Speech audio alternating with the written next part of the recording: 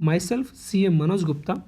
और income tax course में हम डिस्कस कर रहे थे सेक्शन 4 जो कि बेसिकली हमारा चार्जिंग सेक्शन है, जिसमें कहा गया कि कोई भी व्यक्ति एवरी पर्सन जिसकी भी टोटल इनकम प्रीवियस ईयर में जो टोटल इनकम है उस पर उसको इनकम टैक्स पे करना होगा in the assessment year, where any central act enacts that income tax shall be charged for any assessment year at any rate or rates. Income tax at that rate or rates shall be charged for that year in accordance with and subject to the provisions of this act. तो यहाँ पर कहा गया कि प्रत्येक व्यक्ति को अपनी टोटल इनकम पर टैक्स पे करना होगा जो वो प्रीवियस ईयर में अर्न करता है, और वो टैक्स पे करना होगा उसको असेसमेंट ईयर में। तो इसके रिगार्डिंग हमने प्रीवियस ईयर और असेसमेंट ईयर को ऑलरेडी डिस्कस कर लिया है। आज हम डिस्कस करेंगे पर्सन की डेफिनेशन में किस किस को कवर किया गया है, दैट मीन्स कौन कौन व्यक्ति इनकम टैक्स के दायरे में आ सकता है। तो इसके रिगार्डिंग सेक्शन 2 क्लॉज 31 हमें बताता है कि person includes an individual, A Hindu undivided family, A company, a firm that is basically partnership firm or limited liability partnership firm, an association of person, body of individual whether incorporated or not, a local authority and every judicial artificial person not falling within any of the preceding subclause। तो यहाँ पर basically सबसे पहले बताया गया कि प्रत्येक individual, जो भी इंडिविजुअल है, राम, श्याम, मोहन, सोहन, गीता, सीता, मतलब जितने भी व्यक्ति हैं वो सभी इंडिविजुअल की कैटेगरी में यहाँ पर इंक्लूड होंगे। Hindu undivided family, basically Hindu undivided family एक अलग से व्यक्ति माना गया है जिसमें कोई भी व्यक्ति आफ्टर हिज मैरिज, उसकी शादी के बाद जब भी पहला बच्चा बर्थ लेता है, जन्म लेता है, उसके बाद हिंदू अनडिवाइडेड फैमिली के रूप में वह अलग से एक व्यक्ति माना जाता है।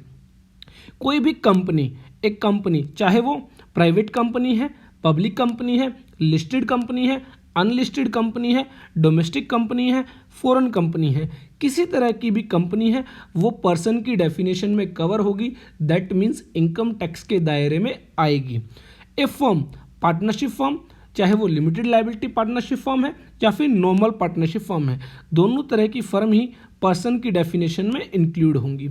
An association of persons, basically क्या होता है जब दो या दो से ज़्यादा व्यक्ति मिलकर कोई पार्टनरशिप फर्म नहीं बनाते हैं, कोई कंपनी नहीं बनाते हैं, वो सिर्फ एक एसोसिएशन के तौर पर काम करते हैं, तो ऐसे में वह एसोसिएशन ऑफ पर्सन कहलाती है।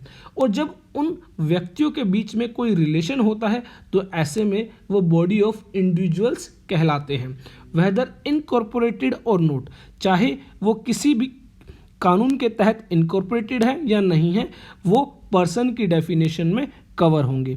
ए लोकल अथॉरिटी, बेसिकली आपने देखा होगा जो पंचायत होती हैं, म्यूनिसिपल कमेटीज़ होती हैं, वो जनरली लोकल अथॉरिटी की डेफिनेशन में आती है। तो जितनी भी लोकल अथॉरिटीज़ हैं हमारी, वो सभी पर्सन की डेफिनेशन में कवर होंगी और इनकम टैक्स के दायरे में आएंगी।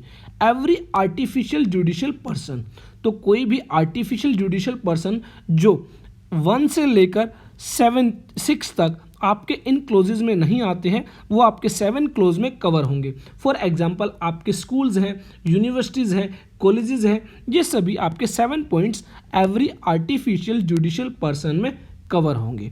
तो इस तरह बेसिकली आपकी पर्सन की जो डेफिनेशन है उसमें मोर एंड लेस सभी व्यक्तियों को कवर कर लिया गया है, दैट मीन्स इसका मतलब सीधा सा है कि प्रत्येक व्यक्ति इनकम टैक्स के दायरे में आता है। उसके बाद बात आती है टोटल इनकम की। जैसा कि सेक्शन 4 में कहा गया कि जो टैक्स पे करना होगा वो टोटल इनकम पर टैक्स पे करना होगा, तो हमारे लिए यहाँ पर टोटल इनकम को जानना बहुत ज़रूरी है। टोटल इनकम क्या होती है? तो बेसिकली इनकम टैक्स के कानून के तहत कोई भी व्यक्ति जो भी इनकम अर्न करता है उसको 5 कैटेगरीज में डिवाइड किया गया है। नंबर 1 इनकम फ्रॉम सैलरी, जो वह अर्न कर रहा है या तो वह सैलरी इनकम होगी। Number 2 income from house property, जो वह अर्न कर रहा है वह इनकम फ्रॉम हाउस प्रॉपर्टी हो सकती है। Number 3 income from capital gain, जो वह अर्न कर रहा है वह इनकम फ्रॉम कैपिटल गेन हो सकता है। Number 4 income from business and profession, अगर कोई व्यक्ति बिजनेस या प्रोफेशन से इनकम अर्न कर रहा है तो वह आपके पॉइंट नंबर 4 में कवर होगी। इनकम फ्रॉम अदर सोर्सेज, मान लीजिए कोई व्यक्ति income from salary, house property, capital gain, business and profession के अलावा कोई इनकम अर्न कर रहा है तो ऐसे में वह आपकी इनकम फ्रॉम अदर सोर्सेज में इंक्लूड होगी। तो बेसिकली सैलरी इनकम वो इनकम होती है जब आप किसी एम्प्लॉयर के अंडर वर्क करते हैं, काम करते हैं, जॉब करते हैं और एम्प्लॉयर से आपको सैलरी मिलती है, वो आपकी इनकम फ्रॉम सैलरी में टैक्सेबल होती है। Number 2 income from house property, जब आपके पास कोई हाउस प्रॉपर्टी होती है, आप उसको रेंट पर देते हैं तो ऐसे में आप रेंटल इनकम अर्न करते हैं और यह rental income from house property के तहत टैक्सेबल होती है। उसके अलावा इनकम टैक्स लॉ के तहत, इनकम टैक्स कानून के तहत कुछ प्रॉपर्टीज़, कुछ एसेट्स ऐसी बताई गई हैं जिनको जब आप सेल करते हैं, ट्रांसफ़र करते हैं तो उस सेल या ट्रांसफ़र पर आपको जो भी प्रॉफिट होता है, गेन होता है, वो आपका इनकम फ्रॉम कैपिटल गेन माना जाता है और इनकम फ्रॉम कैपिटल गेन के तहत टैक्सेबल होता है।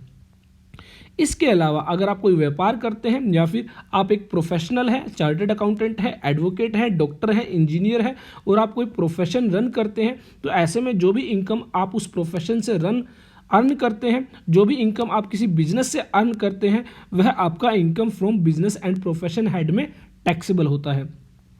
इनके अलावा आपकी जितनी भी इनकम बच जाती है जैसे कि इंटरेस्ट इनकम, कमीशन इनकम, वो आपकी अदर सोर्सेज में टैक्सेबल होती है। तो यहाँ पर आपकी जितनी भी इनकम है उनको 5 हेड में कैटेगराइज किया गया है और इनको हेड ऑफ इनकम भी कहा जाता है। इन 5 हेड्स में जब आपकी टोटल इनकम क्लब होती है तो यह आपकी ग्रॉस टोटल इनकम आ जाती है। इसमें से कुछ सर्टेन डिडक्शंस, कुछ एक्सपेंसेस आपको अलाउ किए जाते हैं जो आप अपनी टोटल इनकम से कम कर सकते हैं। तो सेक्शन 80C से लेकर 80U के तहत काफ़ी सारे ऐसे एक्सपेंस है, काफ़ी सारी ऐसी पेमेंट्स हैं जो आप एज ए डिडक्शन के तौर पर क्लेम कर सकते हैं। For example life insurance premium, medical insurance premium, rent, बहुत सारी और ऐसी पेमेंट्स हैं जो आप 80C से लेकर 80U सेक्शन के तहत क्लेम कर सकते हैं। इन सभी डिडक्शंस के बाद आपकी यहाँ पर टोटल इनकम आ जाती है। इन 5 हेड्स के लिए हमें अलग अलग सेक्शंस को रीड करना होगा। सैलरी के लिए हमें सेक्शन 15 से लेकर सेक्शन 17 तक रीड करना होगा जिसके रिगार्डिंग सैलरी के प्रोविजंस दिए गए हैं। हाउस प्रॉपर्टी इनकम के तहत सेक्शन 22 से लेकर 27 तक हमें रीड करना होगा। कैपिटल गेन के लिए हमें सेक्शन 28 से लेकर 44DB सेक्शन तक कवर करना होगा, रीड करना होगा। बिजनेस एंड प्रोफेशन के रिगार्डिंग यहाँ पर सेक्शन 45 टू 55A तक हमें कवर करना होगा और अदर सोर्सेज के लिए हमें सेक्शन 56 से लेकर 59 तक रीड करना होगा। तो इस तरह 5 हेड्स का टोटल आपका ग्रॉस टोटल इनकम आ जाता है और उसमें से जब आप जो डिडक्शंस हैं वो लेस कर देते हैं तो आपकी यह टोटल इनकम आ जाती है। किसी भी व्यक्ति को जो टैक्स पे करना होता है वो टोटल इनकम पर टैक्स पे करना होता है, इसी पर उसका टैक्स एप्लीकेबल होता है। तो यहाँ पर जैसा कि हमने सेक्शन 4 में देखा कि जो भी व्यक्ति है वो टोटल इनकम पर टैक्स पे करेगा तो वह टोटल इनकम जो वह प्रीवियस ईयर में अर्न करता है और उस पर टैक्स पे करना होगा असेसमेंट ईयर पर। किस रेट से टैक्स पे करना है इसके लिए हमें इनकम टैक्स एक्ट और फाइनेंस एक्ट को रीड करना होगा। तो यहाँ पर बेसिकली अगर मैं बात करूँ टोटल इनकम 5 हेड्स का सम है और उसमें से कुछ डिडक्शंस, कुछ पेमेंट्स जब आप लेस कर देते हैं तो इस तरह आपकी टोटल इनकम आ जाती है। आज की हमारी क्लास में इतना ही। इसके रिगार्डिंग आपका कोई भी कमेंट है, कोई भी डाउट है तो आप हमसे पूछ सकते हैं। देखते रहिए।